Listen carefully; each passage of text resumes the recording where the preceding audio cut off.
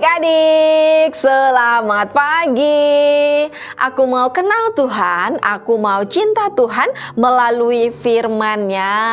Wah, senang sekali loh Seika bisa menemani adik-adik semuanya di dalam renungan harian sekolah minggu GKTB. Tapi sebelum kita mau merenungkan kebenaran firman Tuhan, mari kita berdoa.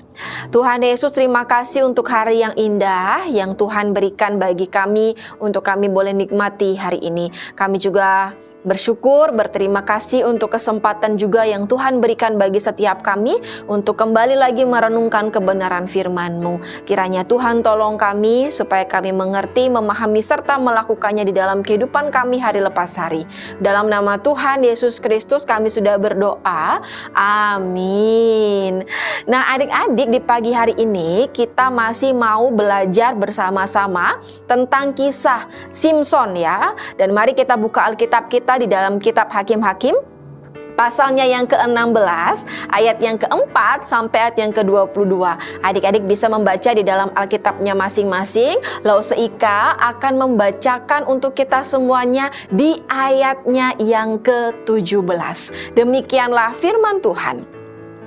Maka diceritakannya kepadanya segala isi hatinya. Katanya, kepalaku tidak pernah kena pisau cukur, sebab sejak dari kandungan ibuku, aku ini seorang nasir Allah. Jika kepalaku dicukur, maka kekuatanku akan lenyap daripadaku, dan aku menjadi lemah dan sama seperti orang-orang lain. Nah, adik-adik, seperti yang kita telah ketahui bersama ya, Simson adalah seorang nasir Allah, orang yang dikhususkan untuk melakukan tugas dari Allah, yaitu menyelamatkan orang-orang Israel dari orang-orang Filistin pada saat itu. Oleh sebab itu, sebagai seorang nasir Allah, pastinya ada hal-hal tertentu yang tidak boleh untuk dilakukan.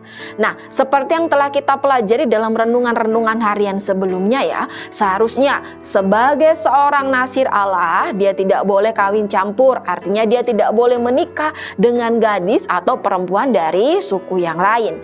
Dia juga tidak boleh memakan makanan yang haram, yaitu dari bangkai. Dia juga tidak boleh meminum minuman yang memabukkan, yaitu minum minuman anggur ya adik-adik ya. Tetapi Simson ini melakukan kesalahan itu. Dia melakukan apa yang tidak dikehendaki oleh Tuhan. Nah, pada akhirnya dia juga kembali lagi menikah dengan seorang perempuan dari Filistin, yaitu bernama Delila.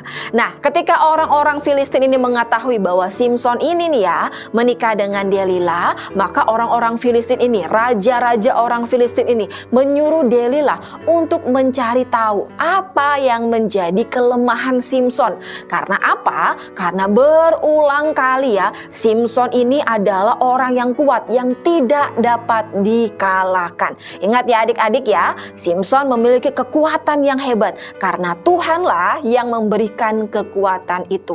Nah, orang-orang Filistin ini menyuruh Delila untuk mencari tahu, untuk merayu Simson agar menyampaikan apa sih yang menjadi kelemahan Simson, apa sih yang menjadi rahasia di balik kekuatan Simson. 1 kali, 2 kali, 3 kali Delila merayu Simson dan Simson mengatakan apa yang menjadi kekuatannya. Akan tetapi Simson tidak mengatakan dengan jujur ya adik-adik ya. Oleh sebab itu ketika orang-orang Filistin hendak menangkap Simson, maka Simson dengan mudah mengalahkannya. Akan tetapi juga Delila tidak putus asa. Dia terus merengek, dia terus memaksa, dia terus memohon kepada Simson untuk mengatakan apa yang menjadi rahasia di balik kekuatannya. Hingga pada akhirnya Simson tidak dapat lagi menahan hatinya, ia tidak dapat menahan dirinya atas permohonan Delila. Oleh sebab itu ia menyampaikan apa yang menjadi rahasia di balik kekuatannya, yaitu ia tidak pernah kena pisau cukur. Kepalanya tidak pernah kena pisau cukur. Karena apa? Kalau kepalanya dicukur, maka kekuatannya akan lenyap dan ia akan menjadi lemah seperti orang biasa. Nah, Ketika Delila mendengar bahwa Simson telah mengatakan rahasia di balik kekuatannya, maka Delila dengan segera menyampaikan kepada orang-orang Filistin pada saat itu. Dan orang-orang Filistin yang pastinya ya dengan segera menangkap Simson. Hingga pada akhirnya Simson ditangkap oleh orang Filistin, bahkan dicungkil kedua matanya dan dibelenggunya ke Gaza. Nah adik-adik, melalui kisah Simson ini kita pun juga dapat belajar bersama-sama ya, bahwa sebagai anak-anak yang mengasihi Tuhan, kita juga harus terus berupaya, berusaha untuk melakukan apa yang Tuhan kehendaki. Kita harus berusaha untuk melakukan apa yang Tuhan senangi. Kita juga harus berusaha untuk menjadi anak yang taat dan setia kepada Tuhan. Selain itu, kita juga harus belajar bersama-sama supaya kita tidak mengulang atau tidak melakukan kesalahan yang sama yang telah kita lakukan. Contohnya saja nih ya, kalau kita kedapatan salah, yaitu mencuri kah, berbohong kah, tidak menghormati orang tua kah, menyontek kah, dan lain sebagainya, maka kita jangan ulangi lagi kesalahan kita. Tapi kita harus berupaya, kita terus berusaha supaya kita menjadi anak-anak yang taat kepada Tuhan, anak-anak yang melakukan apa yang menjadi kehendak Tuhan.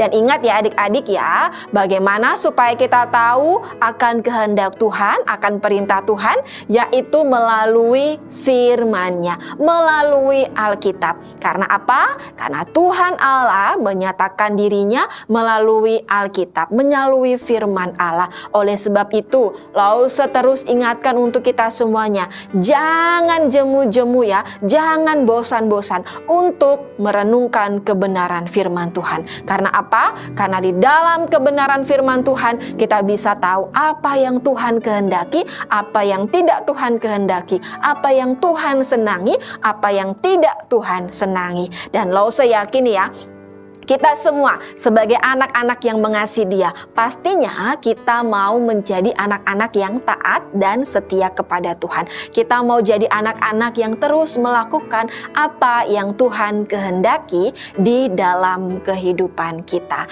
Amin. Untuk firman Tuhan di pagi hari ini, mari kita berdoa. Tuhan Yesus, terima kasih untuk kebenaran firman-Mu di pagi hari ini yang kembali lagi mengingatkan kami, untuk kami boleh menjadi anak-anak yang taat, anak-anak yang setia kepada Tuhan, anak-anak yang terus berusaha untuk melakukan apa yang Tuhan kehendaki dalam kehidupan kami. Oleh sebab itu, Tuhan tolong kami supaya kami boleh melakukan firman-Mu di dalam kehidupan kami hari lepas hari.